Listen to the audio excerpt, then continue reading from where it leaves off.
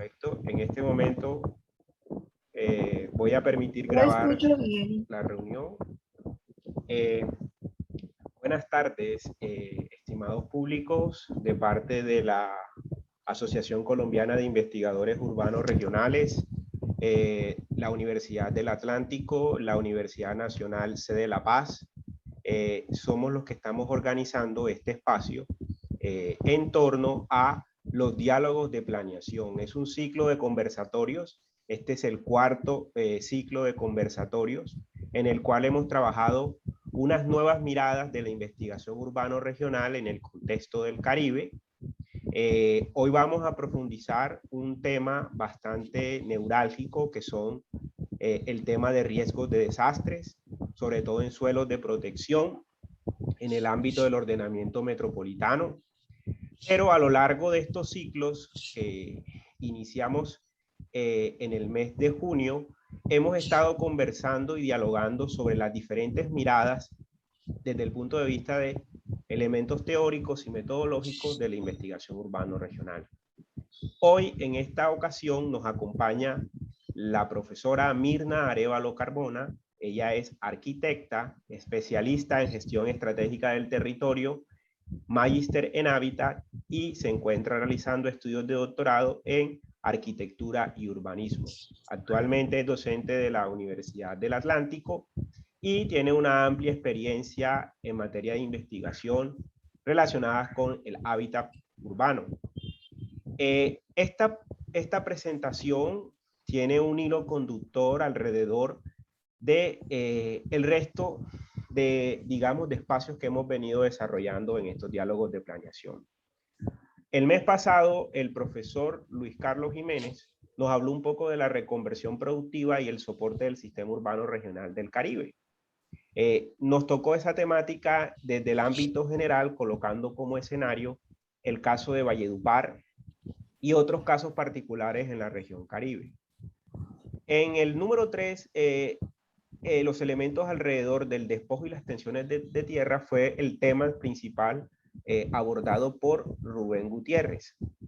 La gestión metropolitana en los conglomerados, en algunos conglomerados a nivel de Colombia y a nivel mundial, fue un tema que trabajó María del Pilar Telles, una consultora de ONU Habitat, y que nos precisó algunos detalles de cuál es la realidad de las nuevas aglomeraciones metropolitanas en el contexto latinoamericano. Y quien inició esta sección fue el profesor Giovanni Pardo, también de la Universidad del Atlántico, con un tema sobre la cosmicidad del habitar. Entonces, este es un resumen general de lo que nosotros hemos desarrollado en estas temáticas, en estos diálogos de planeación. Y la idea es que estos sirvan de insumo, de base, para el desarrollo de procesos de comunicación y apropiación social del conocimiento. Entonces, en este sentido, nos va a acompañar la profesora Mirna. Bienvenida, profesora Mirna. En este momento le cedemos la palabra para que usted nos pueda compartir estas experiencias de su trabajo de investigación. Bueno, muchas gracias, Leo, y pues muchas gracias a la Mirna, si estás hablando, te escuchamos lejos. Ahí me escuchan bien, tendré que acercarme no, el ahora micrófono. Sí, ahora sí te escuchamos. Sí, Perfecto. Es que este micrófono tiene ese inconveniente. Bueno, voy a tratar de mantenerlo cerca. Bueno, muchas gracias, Leonardo.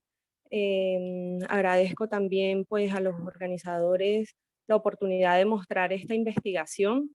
Es una investigación que nace obviamente desde el inicio del magíster en la Universidad de Chile y que hemos venido profundizando con la profesora María Isabel Montañez, ya analizando un poco más sobre los elementos que conllevan a que los suelos que están expuestos a algunas amenazas o las comunidades que están expuestas a algunas amenazas terminen definiéndose como suelos de protección en el ordenamiento territorial.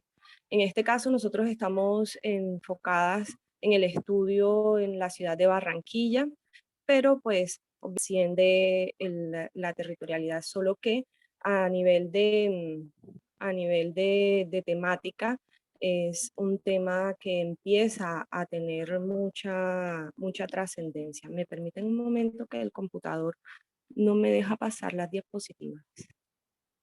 Voy a tratar de solucionar.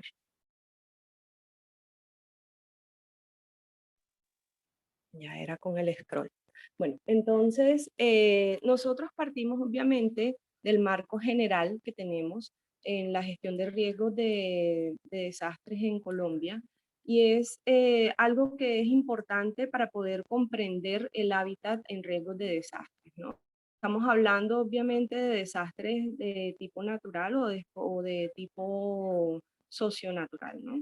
Entonces, para Colombia, que rige la gestión de riesgo desde 2012, donde se hace un cambio del paradigma de lo que era la gestión de riesgo anterior, que estaba más enfocada a la atención del desastre y no a prever, a reducir o a manejar el riesgo de desastre, ¿no?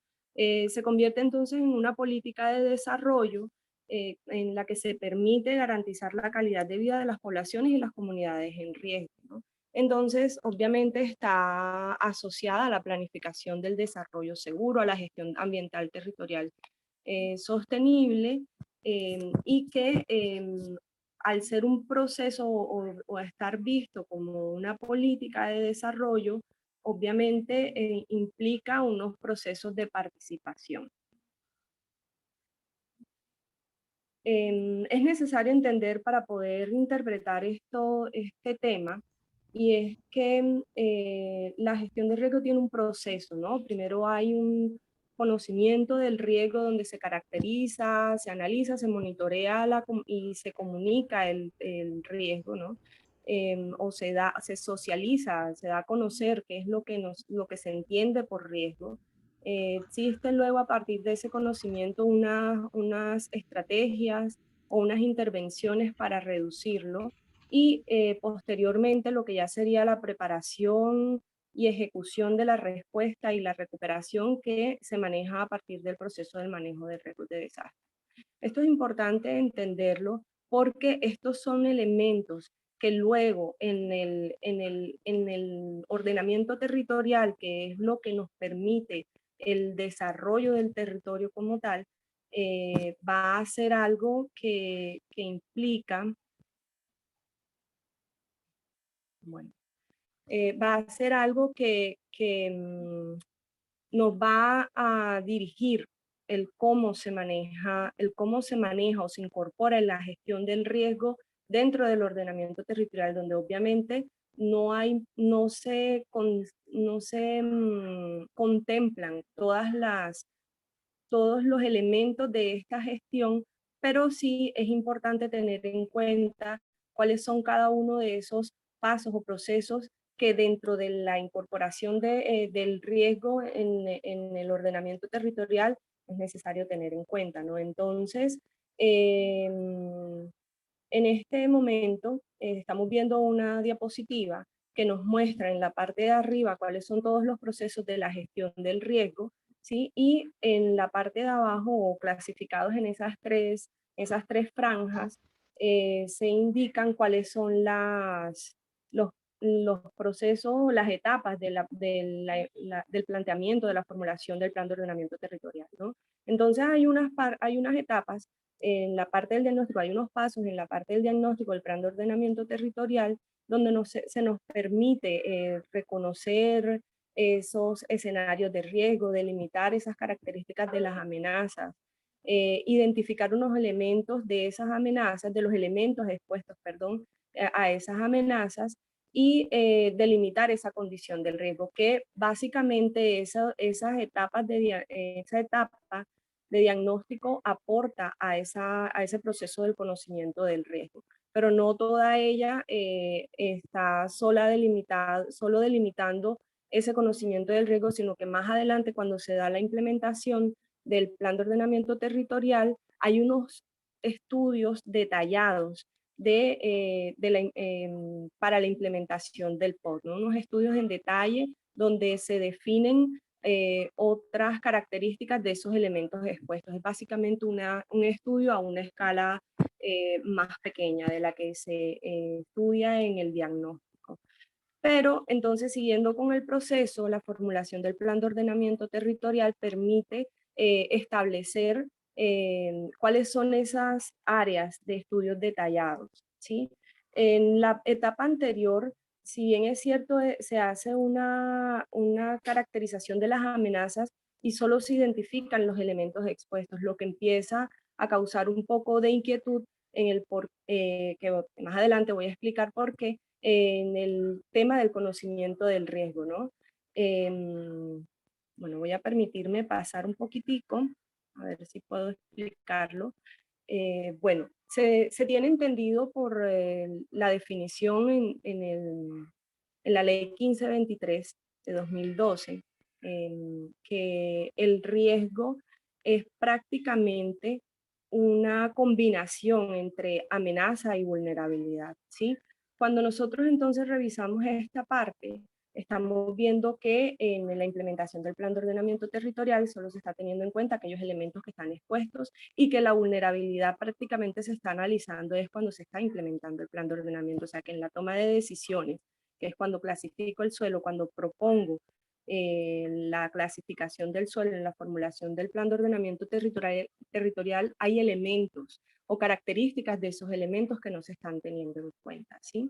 Y bueno, que es ya cuando se está implementando el plan de ordenamiento territorial también, donde se adoptan algunas medidas para mitigar el riesgo en las zonas donde se define que ese riesgo no es mitigable y es donde se pueden definir esta declaración como suelos de protección o ya el manejo como tal como suelos de protección, ¿sí?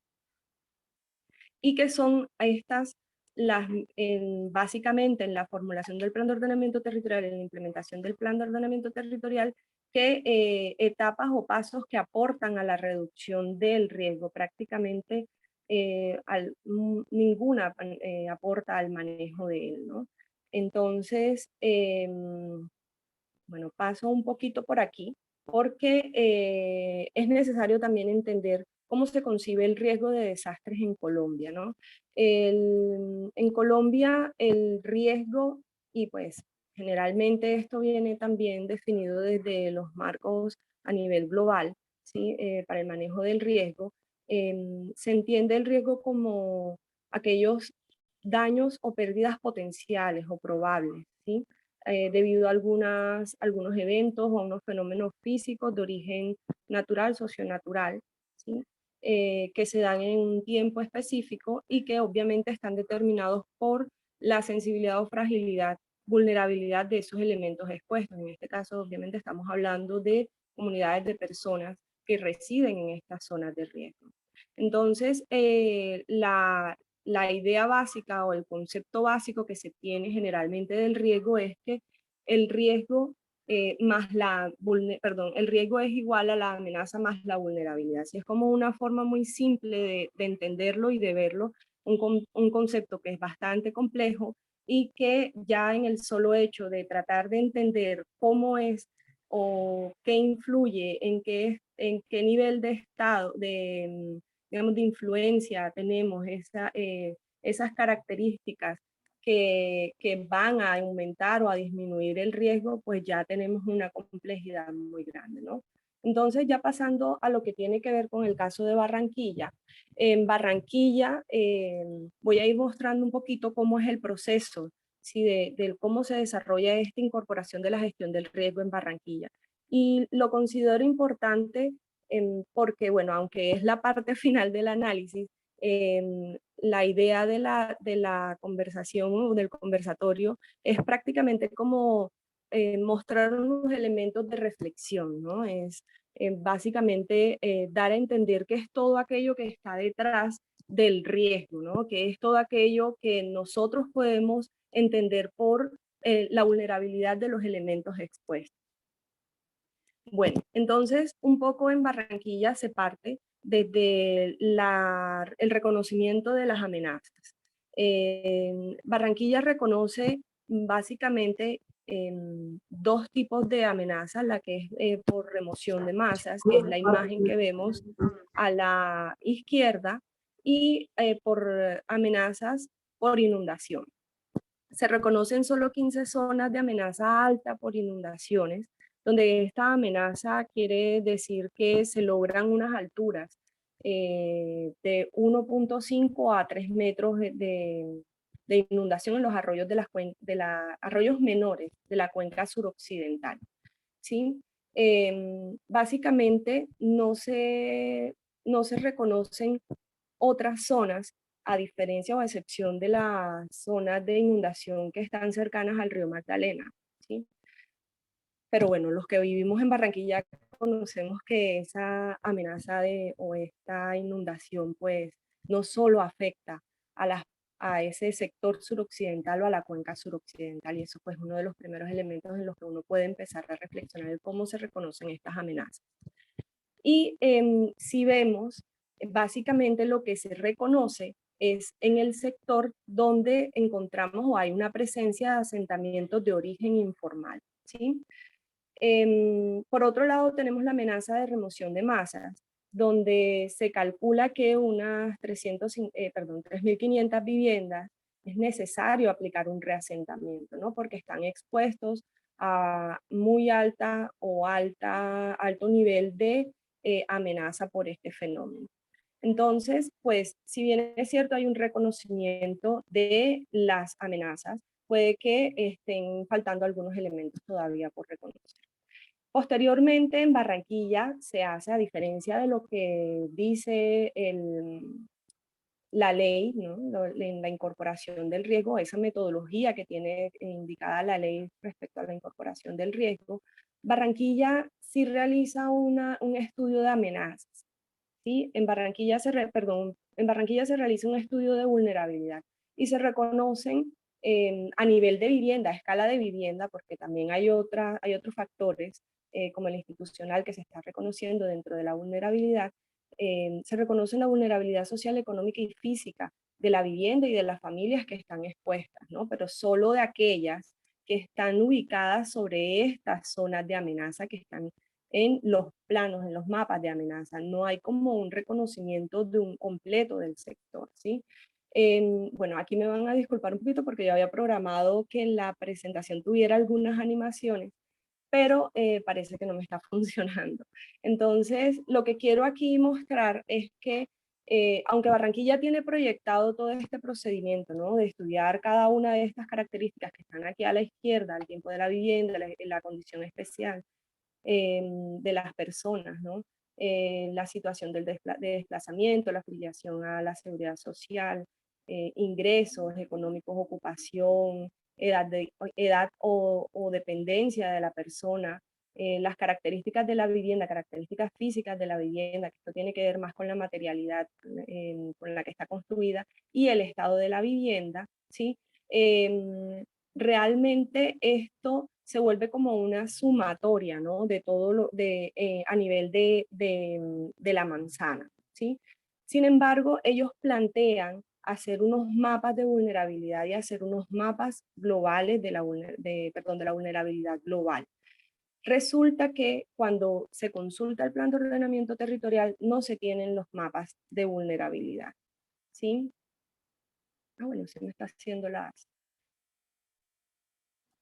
¿Qué pasa? Que Barranquilla en su etapa de diagnóstico realiza esa evaluación de la vulnerabilidad y la incluye dentro de algunas decisiones, pero el procedimiento llega a ser básicamente el mismo que la ley exige, ¿no? O el que la ley define, ¿sí?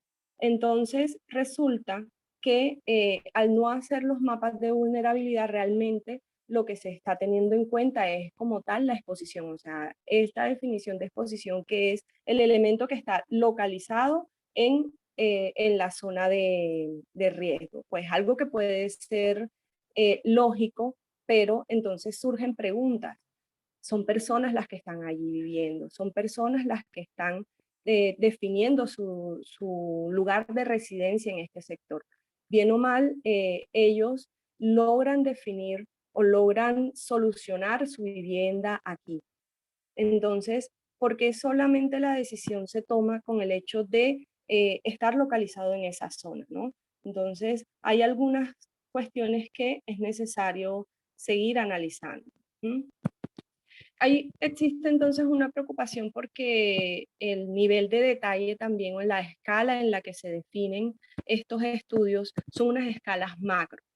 Son unas escalas, obviamente, del nivel territorial, de la escala territorial, pero que como bien es conocido, las escalas macro dibujan o invisibilizan más bien qué es lo que sucede en las escalas micro, ¿no? Esta escala micro que es la que construye la totalidad de este territorio.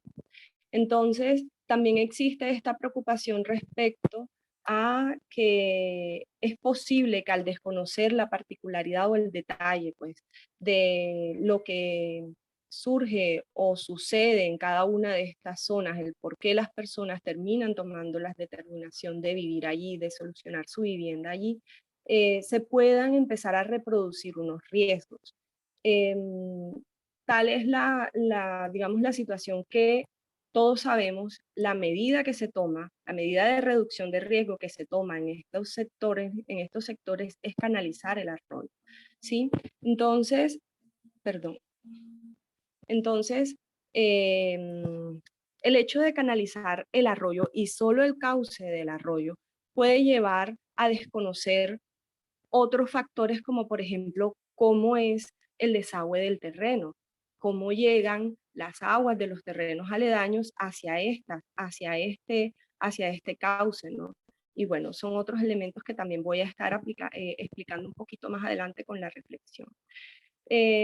Básicamente, entonces, en Barranquilla terminamos definiendo las áreas de riesgo o el mapa de riesgos a partir de esta fórmula simple que es amenaza más exposición, ¿sí? Restando un poquito de complejidad al fenómeno. Y bueno, como había explicado anteriormente, la toma de decisiones respecto a los suelos de protección viene a ser que el reconocimiento de las zonas de amenaza alta y muy alta son las que se definen o se destinan como suelos de protección. Pero aquí hay una particularidad. No se incluyen en esos, digamos como en esos suelos de protección como tal, o de intervención, ¿sí? Para protección, las zonas de amenaza alta por inundación. Básicamente, lo que se define como suelo de protección son las zonas de amenaza alta y muy alta por remoción de masas, ¿sí? Sí es cierto que hay una protección que se realiza sobre las rondas hídricas de los arroyos, pero como tal los que tienen una intervención destinada son los que tienen la remoción de masa, los suelos que están expuestos a remoción de masa. Bueno, una definición que se tiene desde la ley 388 del 97 es obviamente que estos terrenos que están declarados como zonas de amenaza o de riesgo no mitigable, donde están localizados los asentamientos humanos, tienen esta restricción de urbanización, ¿no?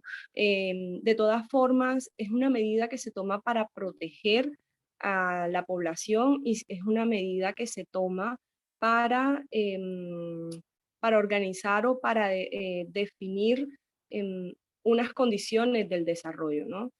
Sin embargo, vuelve y surge la preocupación, ¿no? Son personas las que están allí, las que han resuelto resolver su vivienda en estos sectores. No estoy tratando de inducir a que no se actúe al respecto de esto, sino que llega a ser necesario. Si voy a tomar la decisión de reasentar a las personas que habitan en este sector, por lo menos conocer adecuadamente cómo es el fenómeno, ¿no?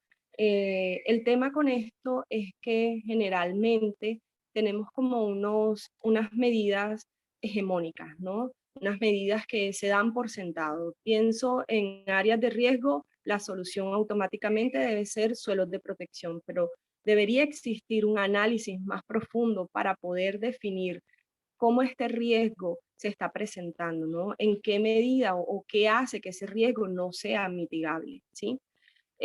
Hace unos años pensábamos que los arroyos en Barranquilla o que la solución de los arroyos en Barranquilla era una solución bastante compleja, ¿no?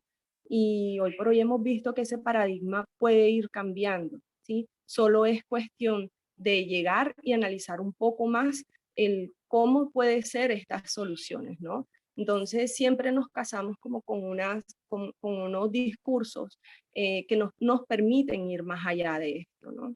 Entonces es más como el hecho del cómo pienso en estos suelos para protegerlos y qué es lo que voy a proteger y de qué los voy a proteger, ¿no?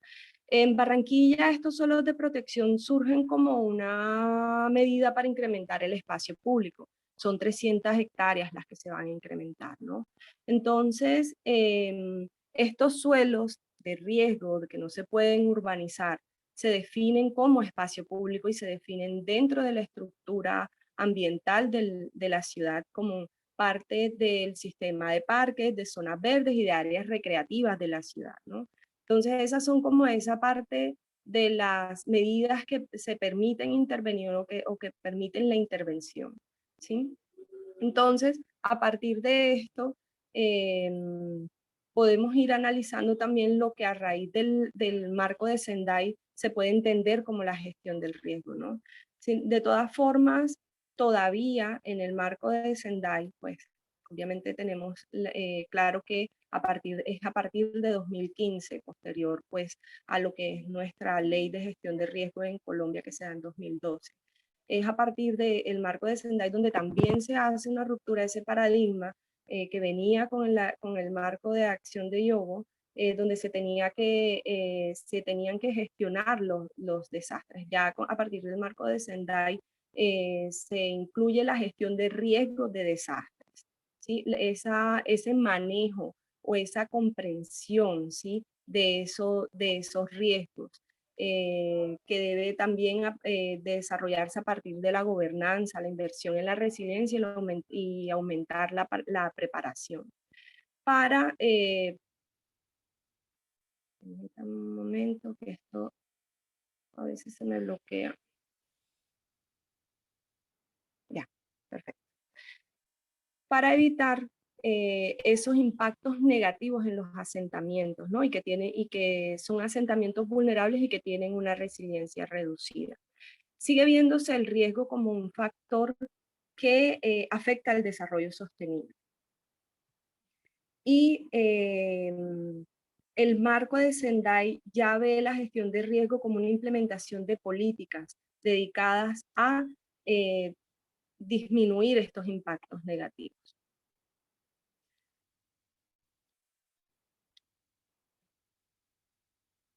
Sin embargo, todavía en el marco de Sendai, el riesgo sigue siendo una combinación de estos factores, ¿no? Amenaza, exposición, vulnerabilidad, un poco más de lo que nosotros tenemos.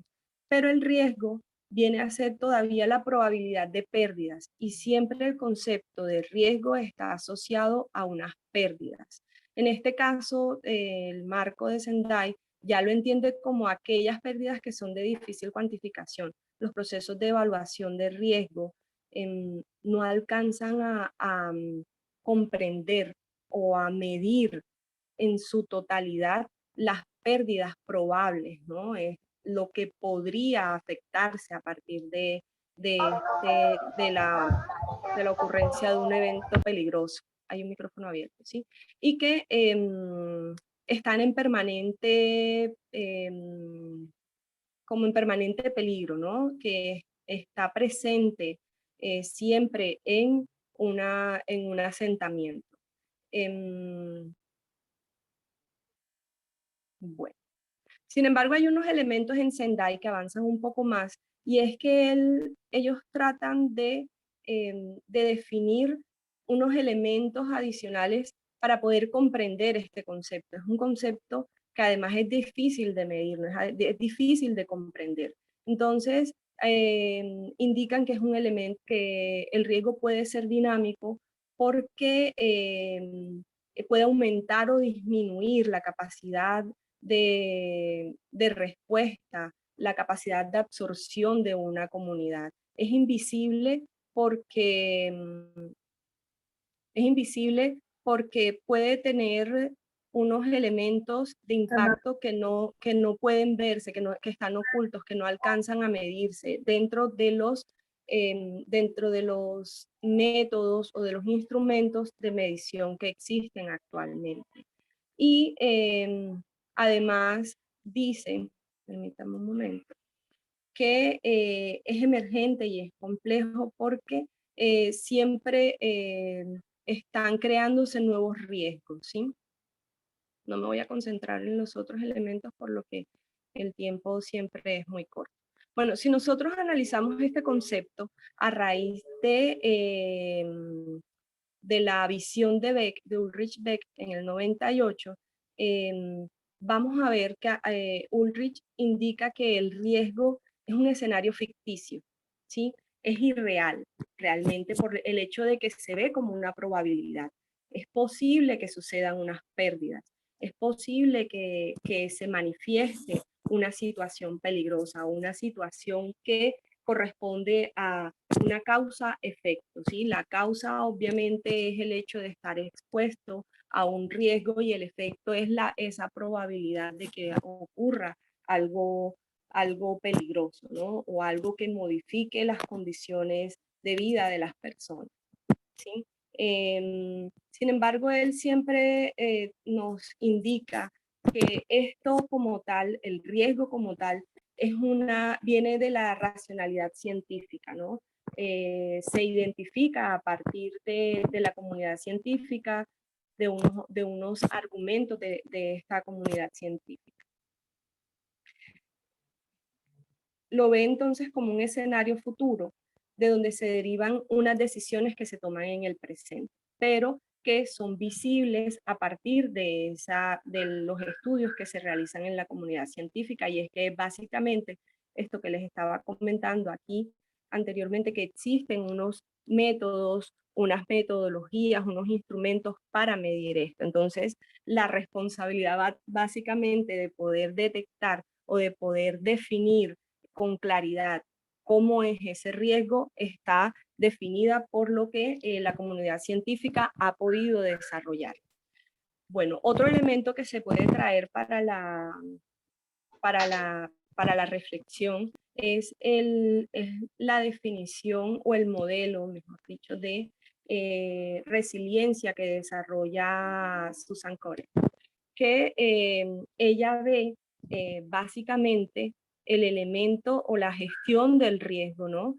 Como un proceso que se retroalimenta, es un proceso cíclico, ¿no? Donde existen unas condiciones preexistentes, pero que esas condiciones preexistentes están definidas por las características de los elementos expuestos del entorno construido, que son, perdón, el entorno construido, el sistema natural y el sistema social, que tienen una vulnerabilidad y una resiliencia inherente y que no ve en ningún momento la vulnerabilidad y la resiliencia como elementos separados, como en algunos marcos teóricos se logra entender, sino que son elementos que se intersectan y que son intrínsecos en una comunidad expuesta, ¿sí?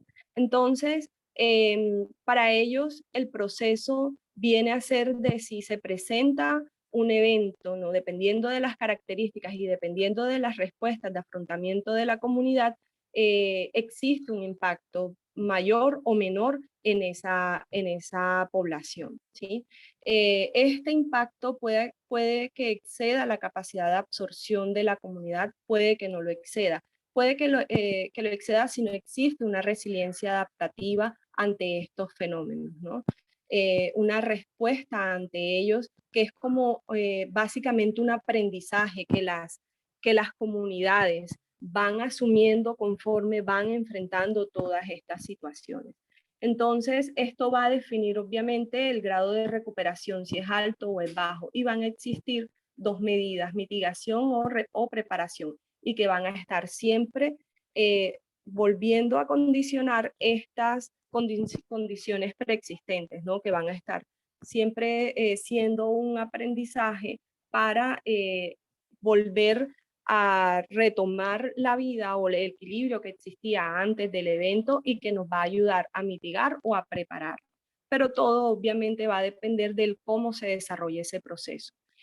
Básicamente esto puede entenderse como un proceso de gestión del riesgo y que va más allá de de lo que ya hemos visto anteriormente, ¿no?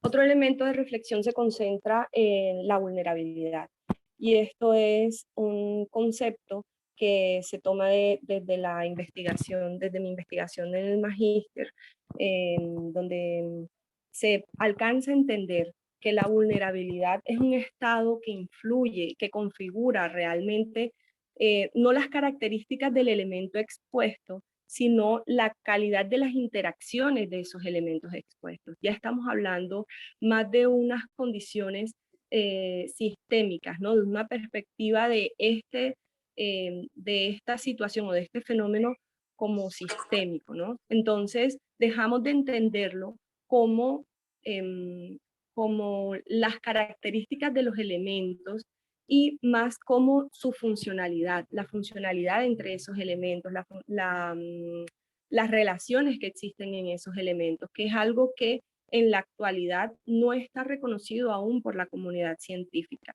y que pues hace parte ya de mi tesis de doctorado en el doctorado de arquitectura y urbanismo, ¿sí?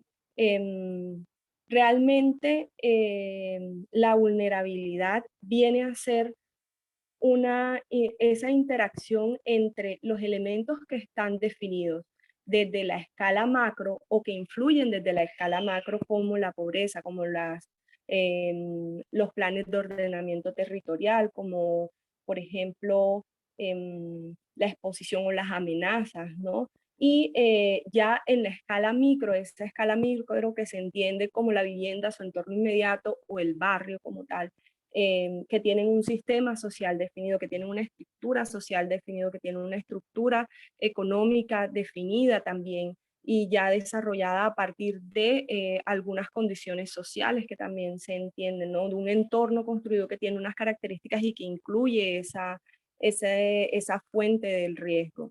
Entonces, resulta la vulnerabilidad de esa relación que prácticamente podría definirse como disfuncional entre las características de cada elemento. Bueno, bueno. Como parte de esa definición de la vulnerabilidad, vamos a tener aquí unas variables que permiten entender un poco más esa complejidad del concepto, ¿no? Ya no vemos la vulnerabilidad como la sensibilidad o la fragilidad de un elemento expuesto, sino que lo estamos viendo como de cómo son la calidad de las relaciones, o cuál es la calidad, perdón, de las relaciones entre esos elementos expuestos, que están reflejando esa disfuncionalidad en las relaciones sistémicas entre esos elementos, si el cómo está expuesto, el ya no es qué está localizado en el área del riesgo, sino cómo está expuesto, cuál es la relación física que tiene la vivienda con esa fuente del riesgo. Y por otro lado tenemos unas condiciones de la exposición. Obviamente existe una localización, no se llega a desconocer, pero que esas condiciones de localización son el resultado del proceso de construcción y adaptación del lugar. Y estamos hablando entonces de asentamientos de origen informal, ¿sí? Estamos hablando de personas que autogestionan su vivienda, que dentro de su estructura del riesgo logran solucionar su lugar de residencia y que es lo que resulta de este proceso de adaptación está influyendo en las características de la vulnerabilidad, en ese estado de vulnerabilidad. Entonces las características espaciales tienen una relación directa con otras características sociales y económicas que tienen las personas que habitan en este sector. Pero además también tenemos otra variable que se asocia con las prácticas de habitar. No es solamente el hecho de solucionar el lugar de residencia, sino el cómo habito, ¿sí? En qué medidas dentro de mi cotidianidad asumo, particularmente, porque obviamente hay otras prácticas de habitar, para disminuir la vulnerabilidad o para enfrentar ese riesgo, ¿no? Entonces, hay unos elementos dentro de ese concepto de vulnerabilidad que deberían ser reconocidos para poder estudiar o detectar toda esta parte del fenómeno. Obviamente, estamos hablando de comunidades que producen su vivienda, ¿no? Ellos producen su espacio de vivienda y lo hacen como una alternativa. Lo hacen como una alternativa de resistencia y para ejecutar su derecho a la vivienda y a la ciudad, ¿sí? Prácticamente, cuando tratamos de entender el derecho a la vivienda, estamos tratando de ver que los actores que están vinculados a esa solución o a esa garantía de la vivienda están desconociendo o están desprotegiendo a cierta parte de la población, a aquellos que no pueden acceder a las soluciones de vivienda que da el gobierno, que da el mercado formal y que acceden a estas por medidas o las características que permite el mercado informal, ¿no? Pero que en últimas llegan a ser unos procesos de autogestión, ¿sí? Que están obviamente al margen de ese mercado formal. Básicamente, lo que los afectados o lo que las comunidades que autogestionan logran definir son aspectos de habitabilidad, la disponibilidad de servicios públicos y el lugar, ¿sí? Pero como tal, otras características del derecho de la vivienda como la tenencia, como la asequibilidad, no son definidos. Todas estas características debiera ser el gobierno quien las permita, ¿sí? Pero al permitir el libre mercado o digamos, al mercantilizar de alguna forma la vivienda, estas personas que tienen una estructura de ingresos o gastos a las que se les dificulta acceder a esa oferta que existe en el mercado, tienen que tratar de solucionar y logran abordar solo esas condiciones, ¿no? Entonces, pues claro, su respuesta siempre va a estar condicionada a lo que ellos pueden acceder, ¿no? Y en este caso estamos viendo que acceden o pueden localizar su vivienda en estos sectores donde el mercado no construye y que de pronto ellos no conocen cuál es la estructura de riesgo que tienen en ese lugar que se selecciona, ¿no? Aquí hay una reflexión, obviamente, en donde se logra entender que el gobierno no escucha, invisibiliza, etiqueta o no está capacitado para enfrentar este tipo de situaciones.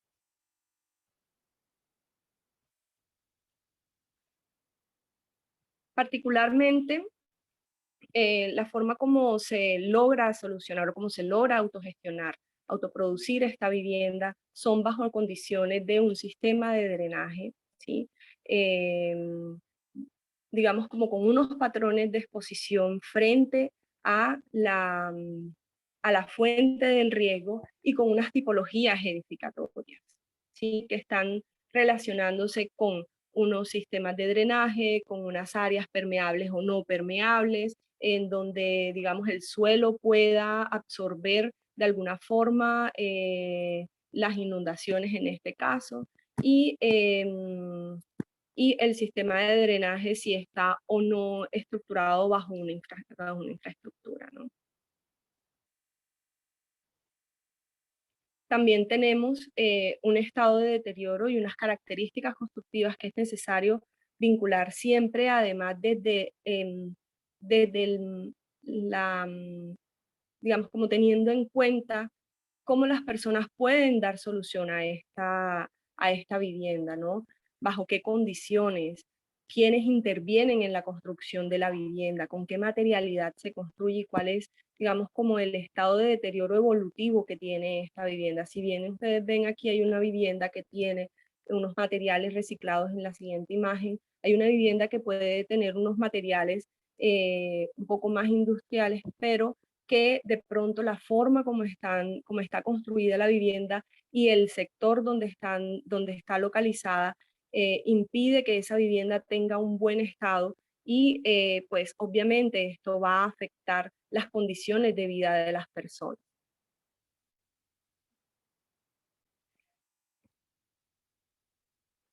También se pueden ver, por ejemplo, algunas medidas que toman las personas para protegerse del riesgo, como por ejemplo, aún así estando cerca al arroyo, pues se pueden ver que suben el nivel de la vivienda, que ubican unos muros para que la inundación no ingrese a la vivienda. Sin embargo, estos son riesgos que al ser permanentes, pero de pronto no son riesgos, digamos, que conllevan a unas pérdidas mayores, ¿sí? Si me voy al concepto del riesgo, llegan a ser invisibles, ¿no? Porque no se llega a entrar en detalle en qué es lo que está sucediendo con las personas que habitan allí. Si bien es cierto, el hecho de tener una inundación que, no sé, supere los 50 centímetros no es reconocida en las áreas como amenaza, ¿no? En las áreas de amenaza, en el plan de ordenamiento territorial, son situaciones que conllevan a una permanente afectación a las personas, ¿sí? Los muros pueden estar absorbiendo esta humedad y aparte del deterioro material de la vivienda, pues también voy a tener una afectación con las personas, o también puedo tener una afectación a los enseres, a los electrodomésticos, ¿no? Que estas personas tengan. Por ejemplo, si hay una humedad permanente, esto puede estar manifestándose en alergias para los niños o para las personas mayores, ¿no? Y en últimas, también hay una preocupación porque la estructura de ingresos y, digamos, como las inversiones o las expectativas de salir de esta trampa de la pobreza, que es realmente a lo que conlleva este ciclo de la vulnerabilidad, puede que no esté concebido el hecho de salir de esta situación, ¿no? Sino más que existen de alguna forma unas decisiones que se toman por parte de las familias que pueden ser distintas a esta porque ven o perciben que el hecho de salir de esta situación se puede solucionar con otras medidas, ¿no? No siempre haciendo inversión en la vivienda. Entonces, a partir de esto, se indica pues que, o se presume que para comprender este tipo de fenómenos es necesario hacer un estudio de las relaciones de los elementos, visto más como un proceso dinámico y sistémico. En Barranquilla el fenómeno se muestra de una forma homogénea, se estandarizan las acciones, no se revelan esas relaciones conflictivas entre la morfología del barrio y la topología de la vivienda, el sistema de desagüe. Se revela muy poco acerca de lo que es la modalidad de exposición y cómo esto influye realmente en el estado de la vulnerabilidad. Y no se conocen mucho las afectaciones a la vida urbana en las diferentes escalas del lugar, ¿sí? Las medidas que se toman como los suelos de protección, como el reasentamiento, si llegan a desconocer todo este tipo de situaciones, más que todo lo que tiene que ver con el hecho de que esta solución que dan las personas ha sido una alternativa frente a todo este mecanismo del mercado de la vivienda o de la mercantilización de la vivienda, esto puede verse más como unos procesos de desposesión, ¿sí? De desmantelamiento de la vivienda, de desmantelamiento, de desconocimiento de los procesos de habitar. Porque se desconocen, porque se ven de una forma hegemónica o que se ven de una forma homogenizada o tienen de alguna forma un prejuicio implícito, ¿no? Tienen una concepción negativa respecto a esto. Independientemente de digamos, como el nivel de peligro que existe, que no se debe desconocer, obviamente, es necesario que estas medidas respeten las condiciones o los modos de vida de las personas, ¿no? si bien es cierto, ellos han dado solución de esta forma, por este mercado o por la mercantilización que existe, ¿no? Entonces, pueden llegar a ser unas medidas injustas e inapropiadas y que pueden aumentar la desigualdad. Además, porque el reasentamiento muy pocas veces reconoce estas estructuras de habitar, ¿no? Estas redes que se construyen a partir de habitar en este tipo de asentamientos, en estos asentamientos que son autoproducidos, donde el apoyo con la comunidad es importante. Entonces, las medidas llegan a ser, o las medidas de solución del reasentamiento llegan a ser también estandarizadas. Y esto puede estar generando más riesgos todavía, ¿no? Y ya de pronto no asociadas a la inundación o no asociadas a la remoción de masa, pero sí otro tipo de riesgo. Entonces, a nivel de Barranquilla o en la escala que se reconoce en la ciudad,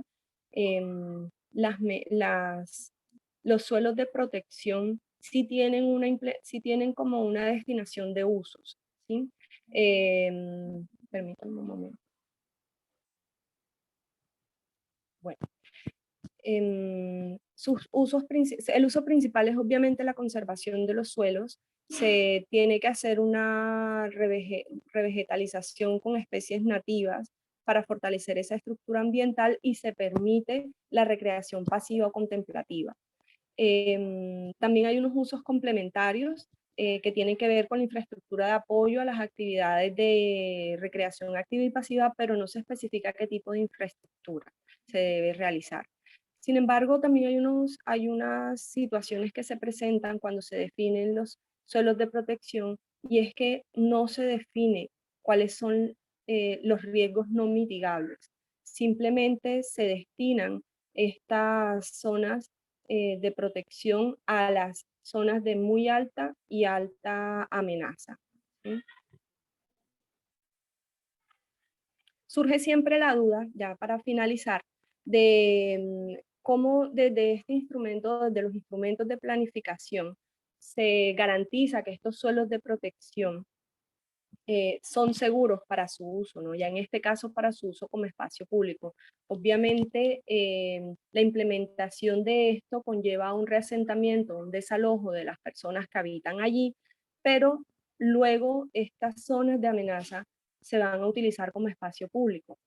Y pues bueno, como una zona de riesgo llega a ser un espacio seguro para otras actividades como el espacio público, ¿no? Entendiendo pues todo el concepto de espacio público. Queda claro obviamente que existe un vacío allí en esta definición, en esta declaración de las zonas de riesgo no mitigable o las zonas de amenaza como suelos de protección, ¿sí? No es fácil la comprensión de este tipo de implementación y el cómo se va a intervenir en este tipo de suelos, ¿no? Se supone que vamos a tener siempre una gran inversión aquí, que significa reasentar 3.500 personas para poder lograr que este suelo sea espacio público. Pero, ¿qué pasa mientras tanto? ¿Qué pasa mientras estas personas siguen habitando en estos sectores, ¿no? Digamos que hay muchas dudas que todavía quedan en el momento de manejar el riesgo, ¿no? Y posteriormente, cuando se logre o si se llega a lograr esa inversión del reasentamiento, ¿cómo va a ser esto? ¿Cómo va a ser este espacio público, no?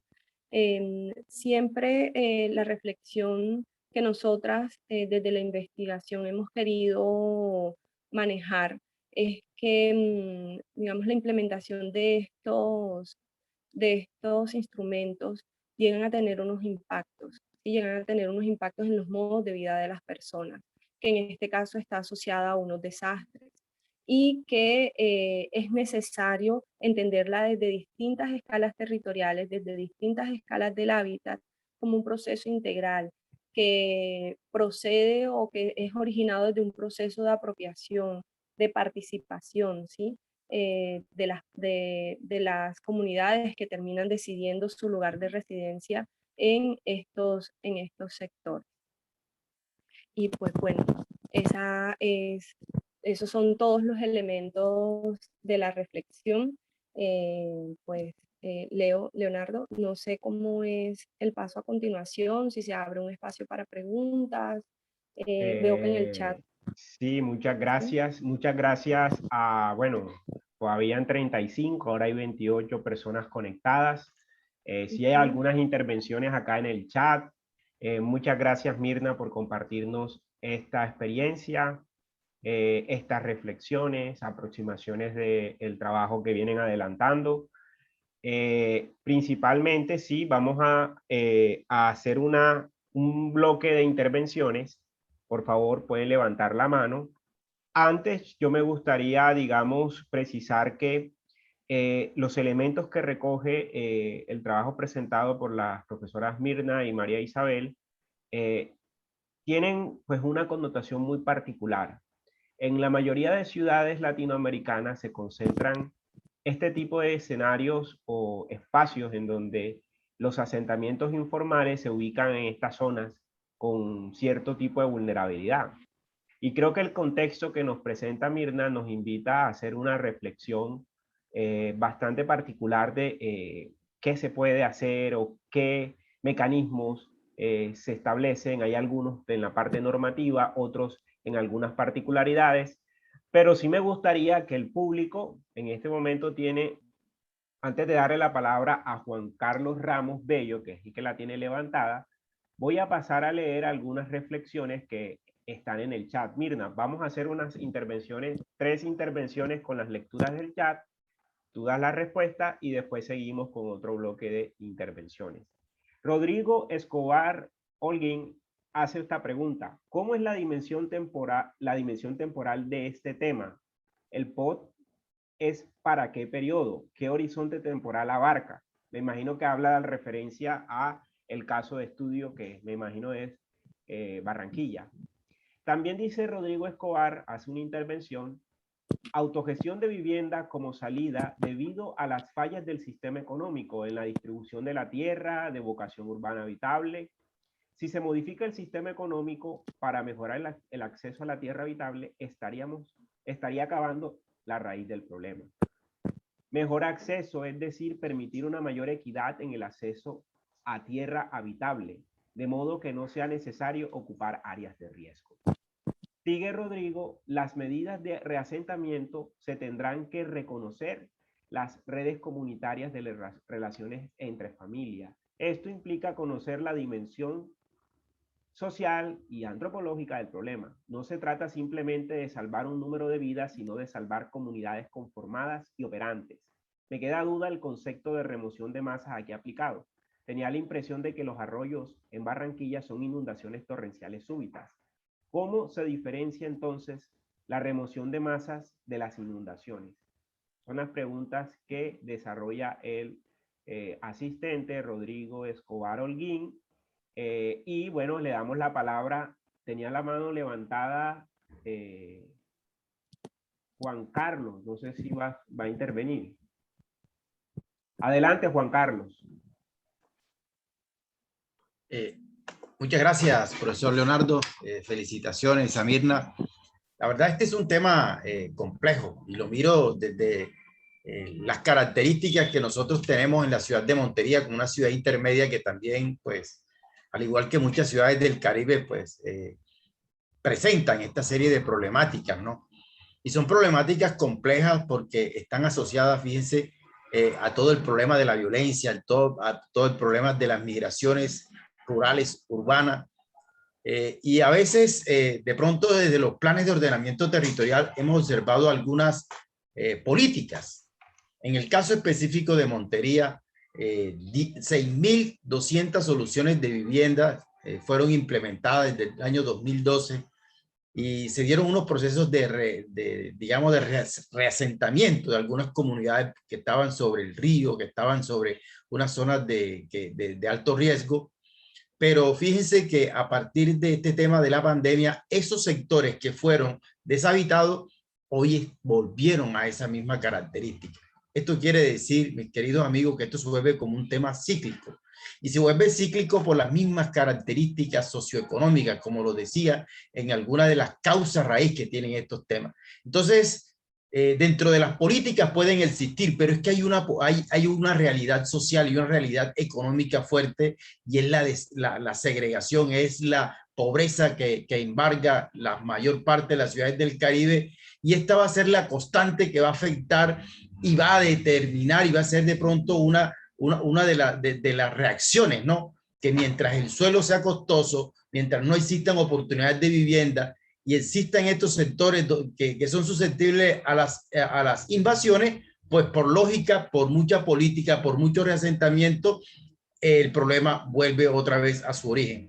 Entonces, en ese sentido, fíjense que no solamente es que se implemente en la política, sino cómo se va a ver a corto, mediano y largo plazo cuando esas políticas se están ejecutando para que no se vuelvan temas cíclicos.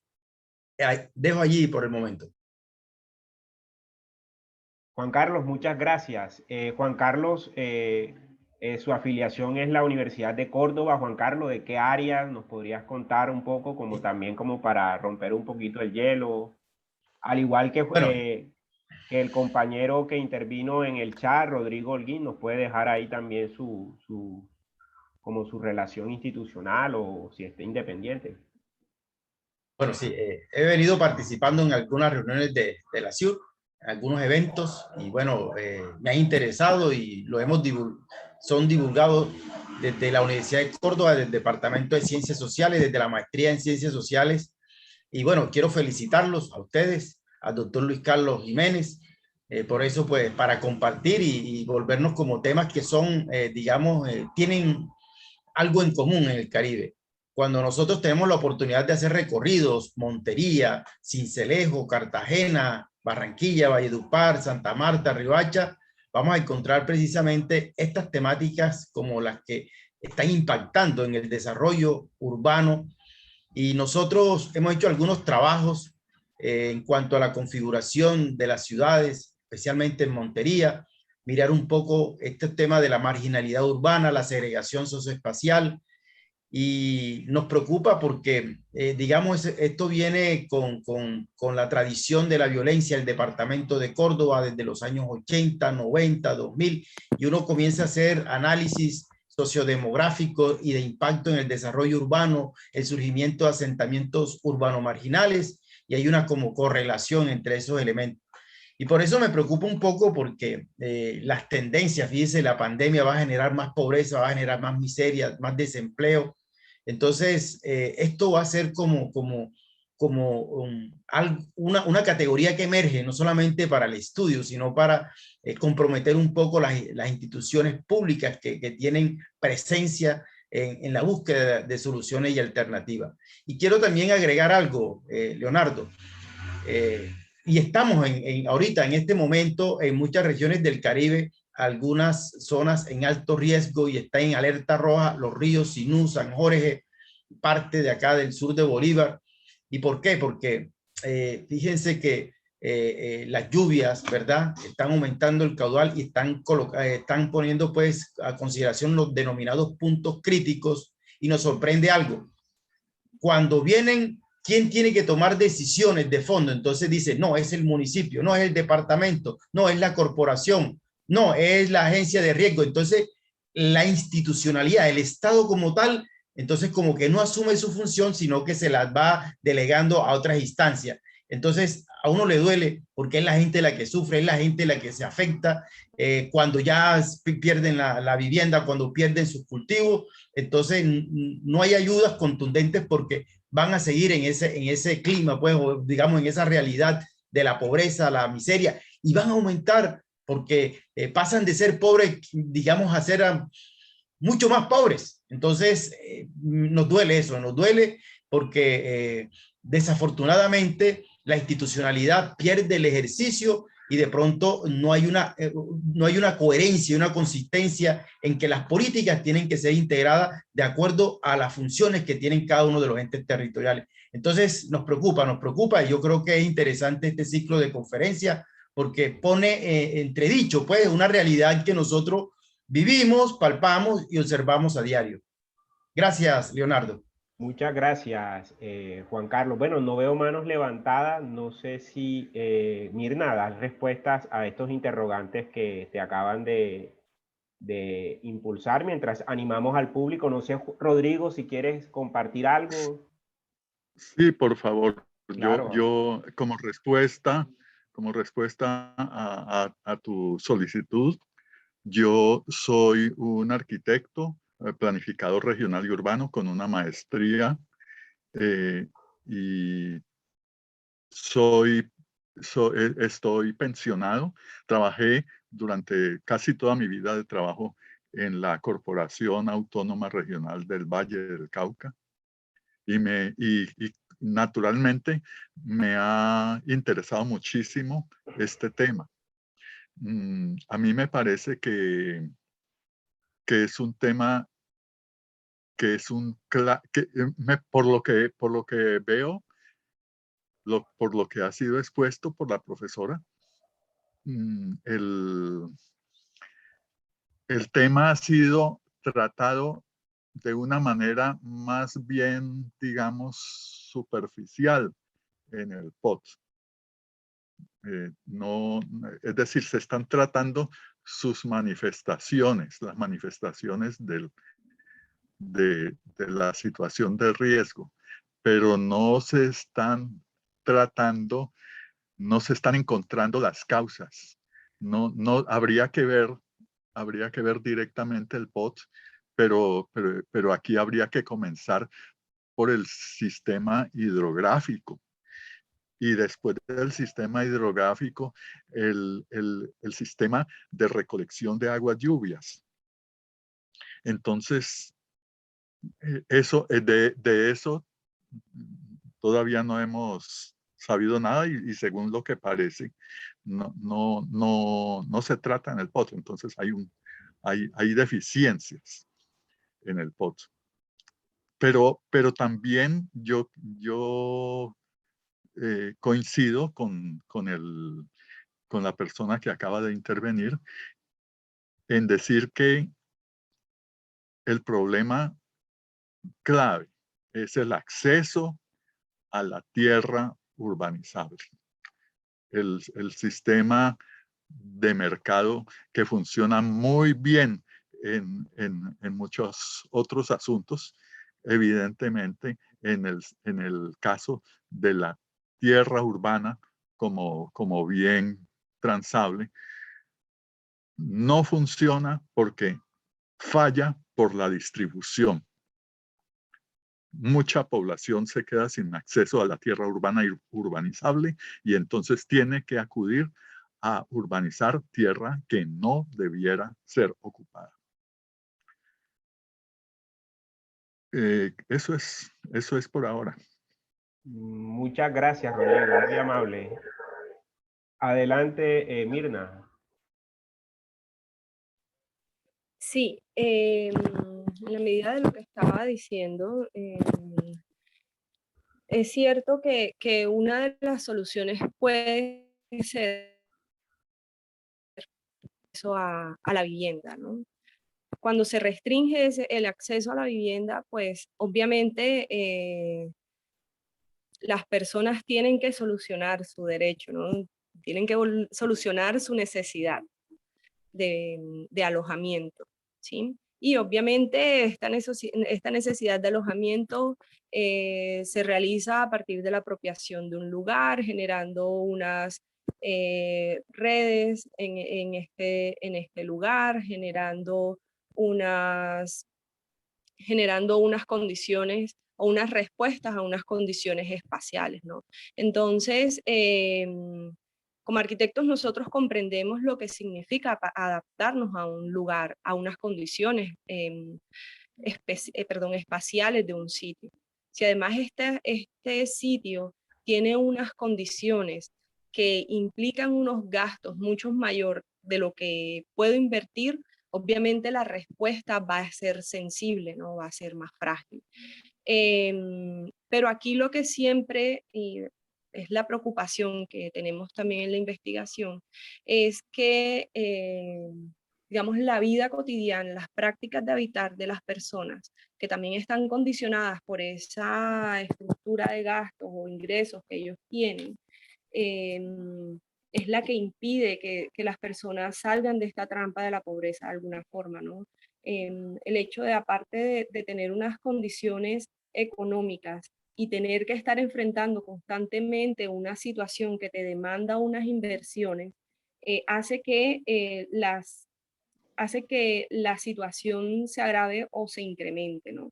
Entonces, ya no solo va a ser una situación de unas condiciones físicas, sino que ya veo cómo esa situación económica va a influir en la respuesta espacial o física que voy a dar, ¿no? Y el cómo esto con la evolución o con la frecuencia, la presencia de este riesgo, siempre va a estar haciendo una influencia.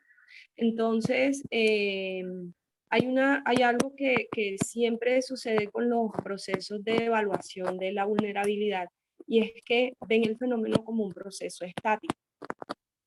Y realmente es un proceso dinámico que obviamente va a estar dependiendo digamos, de la magnitud del fenómeno. En este caso pueden ser las lluvias, que también pues obviamente la remoción de masas está afectada por las lluvias o se incrementa por las lluvias, aparte de las características del suelo.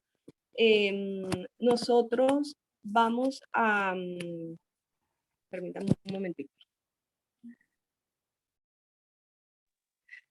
Bueno, nosotros vamos a tener unas condiciones, ¿no?, que van a estar siempre allí relacionándose. No podemos dejar de ver el fenómeno como un proceso que siempre está cambiando, que siempre está manteniendo o enfrentándose a unas condiciones que van a ser distintas, ¿no? La frecuencia de las lluvias, la magnitud de las lluvias, que pueden estar afectando o no a una población que está expuesta, a una comunidad que está expuesta, ¿sí? Además de eso, el proceso tiene que entender, o este tipo de situaciones se tienen que entender a partir de esa dinámica que no es tan activa, de los cambios que pueden asumir las personas como medidas de protección ante ese riesgo, ¿no? Mientras se dan los procesos de solución que se implementarían en el plan de ordenamiento territorial, pues las personas tienen que seguir viviendo en estas condiciones, ¿sí? Entonces, son medidas que, si bien están declaradas en el plan de ordenamiento territorial, son complejas de desarrollar, ¿no? Y como bien ustedes lo decían, estamos hablando de la vida de las personas. Ahí entonces también entra la pregunta de por qué mido o por qué me concentro en medir las pérdidas, en cuantificar unas pérdidas, y no en entender el fenómeno, y no en entender el cómo se manifiesta este fenómeno. De pronto las medidas pueden llegar a ser diferentes. Si empiezo a entenderlo más como un proceso sistémico, más como un proceso dinámico, que no es una fotografía instantánea, que la tomo en el momento de hacer la evaluación, pero que obviamente va a ir cambiando, ¿no?, por diferentes situaciones. Entonces, es necesario que este tipo de perspectivas se puedan vincular en el plan de ordenamiento territorial. Ahí nos queda la tarea del cómo se van a vincular en el plan de ordenamiento territorial. Voy a contestar otras preguntas. Me voy a ir a la pregunta que hacía Rodrigo Escobar Holguín respecto a la dimensión temporal. Bueno, nosotros realizamos esta investigación desde 2015. Obviamente en el marco temporal que tiene el plan de ordenamiento territorial desde 2012, que es cuando se implementa, y pues el marco temporal del POT es hasta el 2032. Estamos a 10 años. Entonces, pues visto que las condiciones de desarrollo de de estas intervenciones son complejas, porque además no conciben la complejidad del fenómeno, pues nos queda todavía la duda de cómo se va a implementar. Bueno, muy bien. Digamos, aprovechando las intervenciones, pues quisiéramos animar al público a ver si hacemos una ronda final de preguntas, inquietudes. Pueden levantar la mano o escribir por el chat de la reunión, si lo desean. Creo que hay una mano levantada, Sí, o Leonardo. era Juan Carlos Juan ¿De la Carlos vez anterior? García, tiene la mano levantada.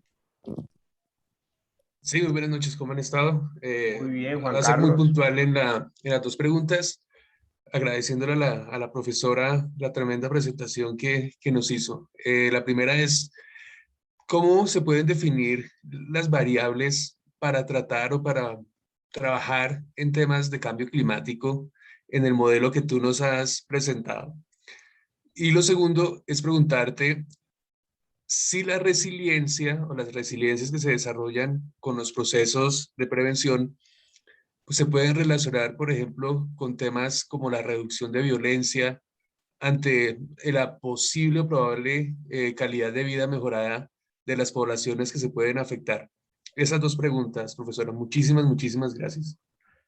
Disculpa, Juan Carlos, ¿nos podrías compartir tu lugar, ubicación geográfica, a qué te Correcto, dedicas? claro que sí. Porque, Es que no quiero interrumpir las participaciones porque bueno, hay mucha inquietud con la presentación, pero bueno, yo estoy ubicado en un municipio de Cundinamarca que se llama Funza. Mi interés en este tema fundamental es porque se están desarrollando proyectos al interior de digamos, de la Iglesia Católica que tienen que ver con la mitigación de los riesgos y la construcción de paz. Entonces, por eso esta presentación me resulta extremadamente clave y obviamente, ojalá las respuestas de la profe nos sigan dando como luces a este respecto, porque al menos dentro de la iglesia se ve que hay una correlación entre riesgo y paz. muy Muchísimas bien. gracias. Muchas gracias, Juan Carlos. ¿Quién más quiere hacer alguna intervención o algún comentario? O no veo manos levantadas.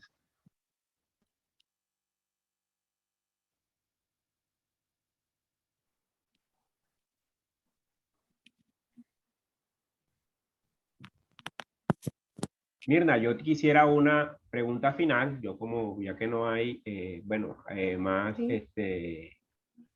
interpretación acá. Bueno, nos han hablado o sea, quienes han intervenido del público han pues, mencionado un contexto, por ejemplo, muy particulares de la geografía nacional.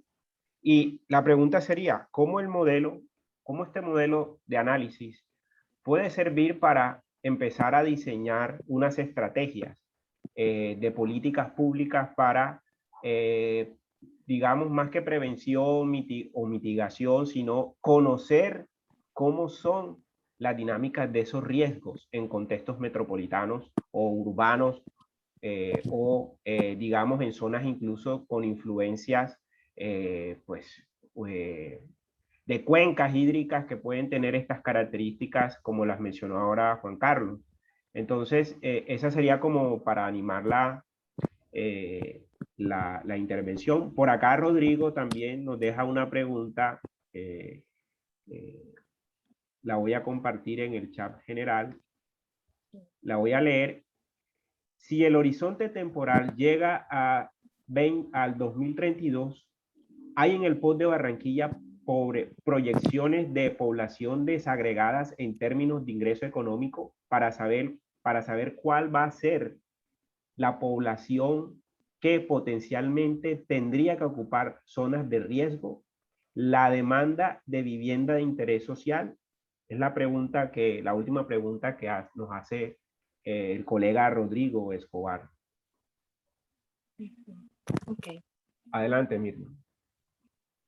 Ok, bueno, voy a responder primero las respuestas de Juan.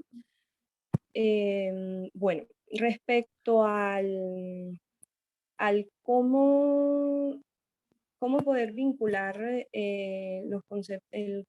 el concepto de cambio climático, ¿no? En estas variables o el cómo digamos, identificar estas dimensiones o estas variables con respecto al cambio climático. Bueno, en primera instancia, nosotras todavía no hemos vinculado el cambio climático como una variable dentro de nuestra investigación, ¿sí? Nos estamos manejando dentro de los riesgos que están reconocidos por el Plan de Ordenamiento Territorial, porque es como el marco de nuestra investigación, ¿sí? De todas formas, lo que podría recomendar en ese respecto es que es necesario entender o desglosar los conceptos de riesgo, de vulnerabilidad, de amenaza, porque nuestro marco legal, nuestro marco normativo, ¿sí? Nos da unas definiciones que son muy abstractas, que son difíciles de comprender o de medir o de llevar a una medición, ¿no? A una medición donde yo voy a revisar, a evaluar unos elementos que son particulares, que son intrínsecos de una comunidad, ¿sí? Lo que nosotras hicimos dentro de la investigación fue poner a la luz este concepto global, o abstracto que existe o que de alguna forma llega a ser complejo de entender porque, hombre, la vulnerabilidad vista como la fragilidad de un elemento expuesto es algo que cuando yo lo voy a medir, ¿qué es fragilidad? ¿Mm? ¿Qué es una exposición como tal? ¿Cuáles son los elementos que deberían estar expuestos? O que están expuestos, perdón. Entonces, es necesario entrar a operacionalizar esos conceptos, analizarlos a la luz de los fenómenos que están particularmente enfrentándose en un contexto específico, ¿no? Es claro también que el hábitat como tal tiene unas características específicas o particulares dependiendo del contexto territorial en el que se desarrolla. Y así es la solución y así es la apropiación, ¿no? Depende obviamente de los aspectos sociales, de esas características sociales, depende del aspecto económico, depende de los aspectos culturales, del cómo esto, como esta sociedad, como en sus aspectos culturales, decide que debe ser su vivienda o decide que debe ser su hábitat, ¿no? Y obviamente está condicionado por unas situaciones ambientales físicas que nos va a permitir unas soluciones o no, ¿sí? Entonces, aquí ya partiendo desde ese punto de vista del hábitat, ya podemos ir entendiendo que la vulnerabilidad no puede ser ese concepto de fragilidad de un elemento expuesto a un peligro o a una amenaza, ¿no? O sea, no puede ser visto como esa fórmula con la que pues nos hace fácil entender el riesgo, que pues yo creo que la intención de ver a través de estas fórmulas es precisamente enunciar que es un concepto complejo y que tenemos que entenderlo de una forma simple, pero realmente no podemos verlo sino a partir de la complejidad misma, de la adaptación y la apropiación que realiza una comunidad en un sitio, ¿no? Ahora, esto visto a través del cambio climático, que es un proceso mucho más dinámico, que es un proceso mucho más complejo, debería incluir obviamente una variable, ¿no? Que nos permita comprenderlo a partir de ese concepto. La influencia que tiene el cambio climático en la vida diaria, pues no es, no es todavía abordada en su complejidad o en su completitud, ¿no? Estamos prácticamente enfrentando un fenómeno como el que estamos viviendo en la actualidad, ¿no? Entonces, prácticamente es algo desconocido, aunque hay mucho, es un tema emergente en la comunidad científica, todavía queda mucho por investigar al respecto. Entonces, es posible que las medidas que se den para ello no sean, no sean completas o no sean definitivas, ¿no? Siempre tiene que haber una flexibilidad para poder ir adaptándonos a todo aquello que se va conociendo a partir de eso, de ese fenómeno, ¿no? O sea, no podemos seguir teniendo unas, y de pronto aquí puedo responder un poco la pregunta que me hizo Leonardo. O sea, no podemos seguir teniendo unas respuestas que son estáticas, porque estamos viendo el proceso o el fenómeno como estático, como un fenómeno que no, digamos que siempre va a ser de la misma forma o que es una instantánea y que a partir de esa instantánea doy una solución, no. Siempre tengo que permitir o las políticas que permitan minimizar o que permitan la mitigación de los riesgos deberían permitir vincular el proceso, ¿no? Vincular el proceso evolutivo de estos sitios. Siempre es un proceso que cambia. Entonces, creo que las respuestas no deberían ser definitivas o estas soluciones no deberían ser definitivas o estandarizadas. Porque el tema con los gobiernos es que tienden a estandarizar. Y en el momento de hacer esa estandarización, nos casamos con una respuesta. Y cuando nos enfrentamos a un fenómeno que tiene unas características distintas que no alcanzamos a reconocer, pues obviamente la respuesta no es efectiva, ¿no? Entonces,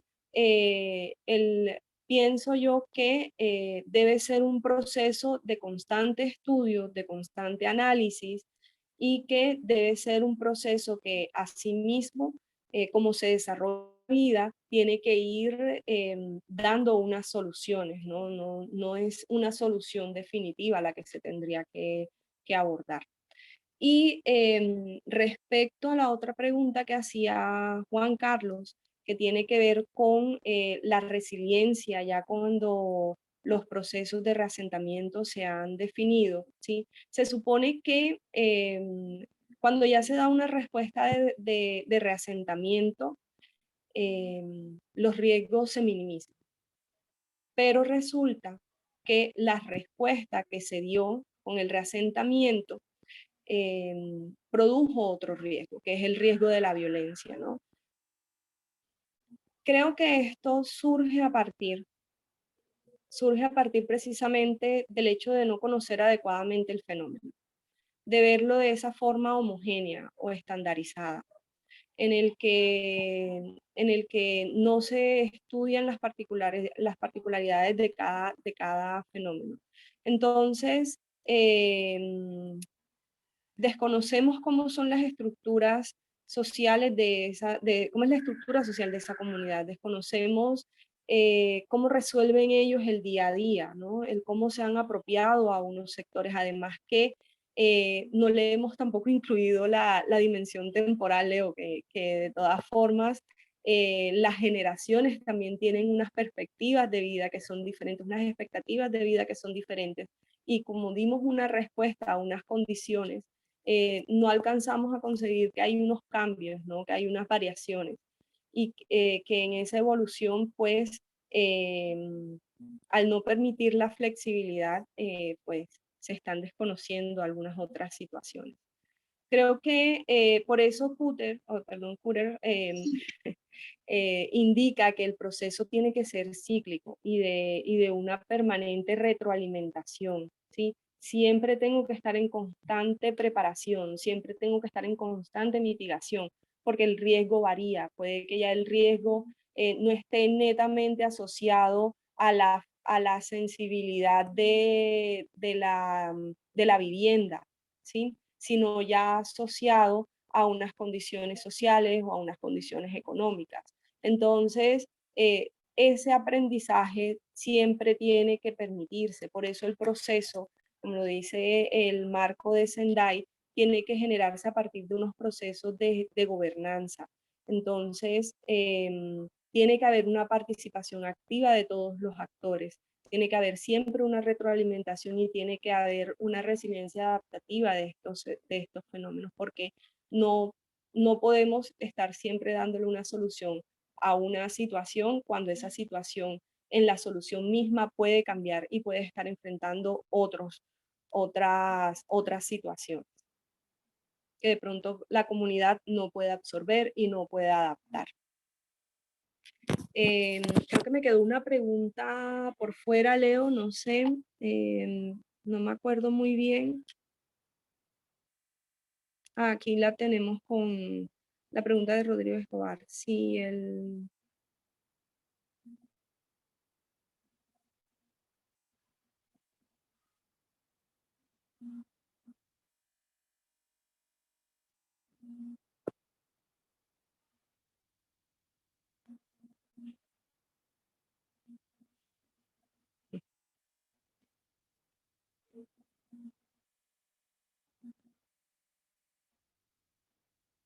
bueno, respecto a los programas de reasentamiento, la preocupación con ellos es que no se adaptan a las condiciones de la población, ¿no? A las condiciones de la comunidad. Entonces, esas son respuestas y me disculpan si soy repetitiva, son respuestas estandarizadas. Cuando las personas deciden autogestionar la vivienda o cuando las personas autoproducen su vivienda, generan unos procesos y unas redes con sus vecinos, ¿sí? Unas redes de apoyo, unas redes como unas redes en donde se permiten apropiar en esa interacción con sus vecinos o con los otros ese sector y lo adaptan de acuerdo a sus condiciones económicas, de acuerdo a sus condiciones culturales, de acuerdo también a las condiciones que el lugar le permiten, ¿no? Entonces, digamos que ahí hay como unas dinámicas que generan, permiten y también influencian los modos de vida, ¿no? Las personas dan respuesta a sus modos de vida de acuerdo a esas condiciones. ¿Qué pasa? Cuando hay un reasentamiento, y pues la palabra puede ser muy fuerte, se desmantela todo ese hábitat que las personas lograron apropiar y lograron consolidar. Y cuando esto se desmantela, por ejemplo, y es un caso muy particular que siempre menciono, es la madre de cabeza de hogar, ¿sí? Que no tiene cómo llevar a su hijo a la guardería y deja a su hijo con la vecina, ¿sí? Cuando yo desconozco ese tipo de relaciones, que puede que sean muy específicas, sí, pero cuando yo desmantelo ese tipo de relaciones, pongo en apuros a esa madre cabeza de hogar, ¿sí? A esa madre soltera que ahora tiene que ver cómo solucionar algo que ya había solucionado con los recursos que tenía, pero lo había solucionado. Entonces, el problema de los reasentamientos es que no vinculan esos modos de vida, no vinculan esos modos de habitar, porque es que están enfocados en un problema que lo ven como un aspecto negativo y que hay que darle solución porque es un impedimento para el desarrollo. Pero puedo estar generando otros problemas que también van a ser un impedimento para el desarrollo. Y ahí llega a haber como una contradicción con la aplicación o la implementación como tal de la ley, ¿no? El concepto que tenemos de gestión de riesgo es precisamente que se tiene que dar solución a este tipo de situaciones para evitar problemas en el desarrollo o para permitir que el territorio se desarrolle de una manera sostenible, de una forma sostenible. Leonardo, no sé si se me escapó alguna pregunta. Bueno, antes que esa pregunta no le habíamos dado respuesta, Rodrigo Escobar Holguín me hace una pregunta respecto a cómo se diferencian las inundaciones de las remociones de masa. Resulta que es que en Barranquilla nosotros tenemos dos cuencas, ¿no? Que están separadas por la ladera occidental, que es precisamente un punto alto en la ciudad, que aunque parezca mentira, Barranquilla tiene esta topografía que tiene unas condiciones de suelo arcilloso, ¿sí? Entonces, está asociado obviamente también con la escorrentía del terreno, con la escorrentía de esa cuenca suroccidental o esa cuenca occidental, pero que, ahora que lo menciona, no, cuando se plantea la implementación dentro del plan de ordenamiento territorial, no se concibe tampoco la combinación de estos dos fenómenos, se ven como por separado. Y realmente la gente habita estos sectores incluso bajo la amenaza de inundación y bajo la amenaza alta o muy alta de remoción de masas. Sí existe en Barranquilla el fenómeno de remoción de masas en ese sector, por el tipo de suelo que existe en ese sitio. De pronto no es un fenómeno tan marcado como el que se ve en Bogotá o de pronto el que se ve en Medellín, pero sí se manifiesta en esa medida.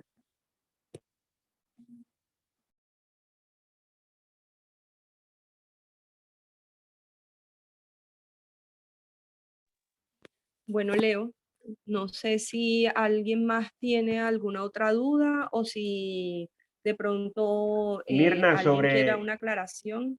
Mirna, sobre ¿Sí? las proyecciones temporales del POD, dice Rodrigo también si hay en el POD de Barranquilla proyecciones de población desagregadas en términos de ingreso económico para saber cuál va a ser la población que potencialmente tendría que ocupar zonas de riesgo y la demanda de vivienda de interés social. Es la pregunta final como para cerrar. Bueno, realmente yo desconozco que el plan de ordenamiento territorial tenga una proyección como en ese sentido. Se entiende que el reasentamiento o que las zonas que están expuestas son 3.500 viviendas y que la población que tiene esta condición es la que está localizada en el sector suroccidental, ¿sí? Pero no podría decir si el plan de ordenamiento tiene o no esa proyección del déficit de vivienda que se podría producir a futuro, ¿no? O que se podría dar a futuro, y si es posible que más población pueda habitar este sector. Como bien lo decía él, el tema con este tipo de fenómenos es que llega a ser de alguna forma repetitivo, ¿sí? Si bien es cierto, puede que existan unas soluciones, es posible que posteriormente la misma población que se reasentó o la población que se vio afectada o una población que a futuro se vea en la misma situación pueda volver a localizarse en este sector. Se supone que el plan de ordenamiento territorial debe tener un control constante de estas zonas, ¿sí? No es claro el cómo se desarrolla el control. Creo que son medidas que no se han terminado de diseñar. No hay una implementación, perdón, un diseño del cómo va a ser ese reasentamiento. Entonces, es un poco difícil, ¿no? de definir de todas formas hasta dónde llegan estas medidas o hasta dónde llega la implementación de esas medidas. Sí, también para apoyar a Mirna y como para hacer un contexto general de esas, digamos, condiciones en la cual algunas proyecciones de población en los sistemas de ordenamiento territorial, pues no dependen mucho de las proyecciones porque al parecer los ajustes en el último censo parece y han demostrado que la tendencia es que las dinámicas urbanas en algunas ciudades como Barranquilla es a un proceso de desaceleración de la capacidad demográfica de la ciudad. Tendencia que aún está por estudiarse. El por qué pues, ha bajado o ha disminuido la población de la ciudad, pues asociada principalmente a que hay un mayor crecimiento de vivienda en municipios, por ejemplo, del área metropolitana, en donde se viene concentrando un proceso de metropolización, en el caso de Barranquilla. No sé, Rodrigo, en el caso de Cali, o en el caso de Montería que viene pasando, o en el caso de las grandes ciudades como Medellín, Bogotá, que las dinámicas son cada una distintas en cuanto a estos procesos de proyecciones demográficas. Si bien los estudios plantean que pueden haber zonas urbanizables o de expansión urbana, regularmente estas zonas presentan muchos problemas cuando se van a desarrollar en materia de riesgos y desastres. Conozco, por ejemplo, el caso de algunas zonas de expansión urbana en Medellín, como por ejemplo la zona de Pajarito en Medellín, y por ejemplo algunas zonas inclusive acá en Barranquilla donde están o están sobre la zona de una cuenca hidrográfica, que es la cuenca hidrográfica de Mallorquín, y son programas de vivienda de interés social y de interés particular en esta zona, y que pues no sabemos si más adelante la cantidad de este tipo de proyectos a partir de planes parciales puedan generarse algunos conflictos y puedan generar incluso zonas de riesgo. Entonces esas son como que las variables que, por lo menos en el caso de Barranquilla, aún por lo menos hay una tendencia que la población se viene concentrando sobre todo en los municipios del área metropolitana. Pero no sé, Rodrigo, adelante. Creo que le levantaste la mano para que nos puedas hacer una apreciación más completa. A mí me parece, por lo que he podido ver, que sí, es decir, hay una disminución del crecimiento de la población en general. No estamos demográficamente creciendo tanto como digamos, en los años 70 del siglo XX, que fue un máximo. Pero de todas maneras habría que cuantificar el asunto, saber si se ha disminuido, si todavía está creciendo o no, en qué medida, y cuál es la proporción de la población, si está creciendo, que puede llegar a verse en el riesgo de tener que habitar zonas que no son habitables. De todas maneras, precisamente las proyecciones de población tendrían que hacerse para estimar cuáles son las demandas de áreas por urbanizar y entonces entrar a identificar en dónde debieran localizarse si se necesitan y en dónde no debieran ubicarse. Es decir, eso es parte de un POT. Eso es. Muchas gracias, Rodrigo. Juan Carlos creo que iba... Sí. Bueno, la pregunta que hace el amigo Rodrigo es válida porque cuando uno comienza a hacer, digamos, analizar algunas variables como el comportamiento demográfico y hacer proyecciones del crecimiento de la ciudad, pues eso permite hacer un análisis contextualizado, ¿no? Pero también hay un elemento importante y que se ha marcado cuando se hace el análisis cualitativo y cuantitativo del déficit de vivienda urbana, porque cuando se hace ese análisis detallado, cabe mucho lo que planteaba la profesora Arévalo, Mirna, la escala, cómo se mira el problema en la escala.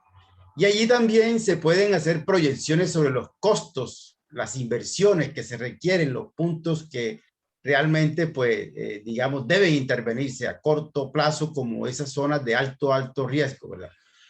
Pero desafortunadamente existen otras variables que inciden, porque no solamente es que estén representadas, exista la cartografía, exista la cuantificación, sino que ustedes saben también que aparece el fenómeno político. Entonces ya existe la intención. ¿Dónde intervenimos? Entonces aparecen los concejales, el señor alcalde y dice, no, yo tengo un compromiso en X sector, aunque existan otras, digamos, posibilidades de mayor riesgo que requieran intervención. Y eso lo hemos visto porque lo hemos estudiado en el caso de Montería. Desafortunadamente, digamos, la conexión con lo politiquero también impacta para que existan soluciones contundentes. Y el análisis territorial también tiene en cuenta unas variables que marcan, ¿no?, el compromiso y de pronto el interés de lo público y sobre estas realidades y estas temáticas. Entonces también sería otro tema de análisis y debate, pero que también es proporcional para mirar las variables, no solamente la proyección demográfica, el análisis cualitativo y cuantitativo, sino también cómo se priorizan las inversiones en las áreas que se representan y que se identifican como prioritarias. Gracias. Bueno, yo creo que muchas gracias por las intervenciones. Yo creo que vamos cerrando. Para mí creo que ha sido digamos, bastante productiva esta conversación, este tema que nos acaba de, digamos, presentar la profesora Mirna Arévalo. Creo que es muy válido pensar de que las ciudades deben de incorporar estas herramientas o estos asuntos relacionados con el riesgo de manera positiva, incorporarlos también en las políticas que muy tibiamente se vienen desarrollando a nivel del tema de riesgo, pero también desde mirar el territorio en su conjunto a modo de conclusión. ¿Por qué? Porque el territorio en su conjunto va a permitir que ese desarrollo de esas posibles zonas que se puedan recuperar en materia de riesgos puedan ser mitigables en términos generales. Entonces, esa es la invitación a que pues podamos encontrar esos espacios de reflexión. También me gustaría invitarlos a los diferentes, digamos, espacios que tenemos en la CIUR, sobre todo a extender la invitación a participar en el encuentro de enseñanzas de investigación urbano regional. Todavía hay chance de presentar propuestas de resúmenes hasta el 5 de octubre. Ese evento está organizado por la Universidad del Valle, va a ser virtual y pueden ingresar al enlace. Nuevamente lo voy a compartir para que ustedes, los que estén interesados, puedan participar. Y claro, con mucho gusto les puedo hacer llegar las memorias del evento, de las conferencias en su debido momento cuando estén listas, y me pueden escribir también a mi correo electrónico, al correo de la CIUR, y estaremos en contacto en los próximos espacios. Entonces, muchas gracias. Nos vemos en el próximo espacio, que va a ser el 28 de octubre, y estaremos enviándoles información detallada del siguiente conversatorio.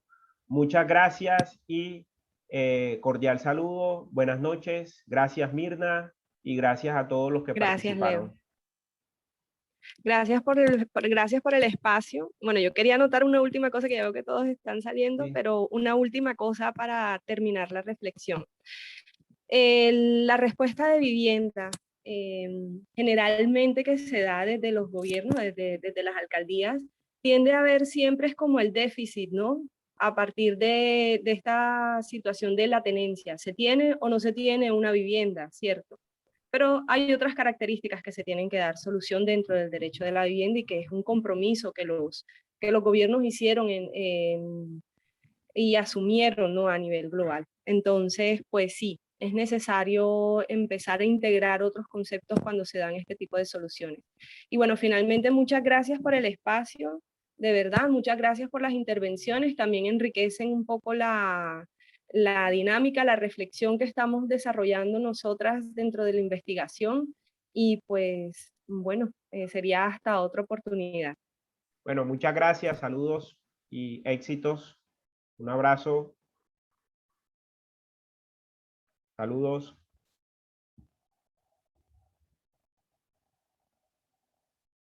Rodrigo, saludes a la profesora Nancy Mota. Un abrazo.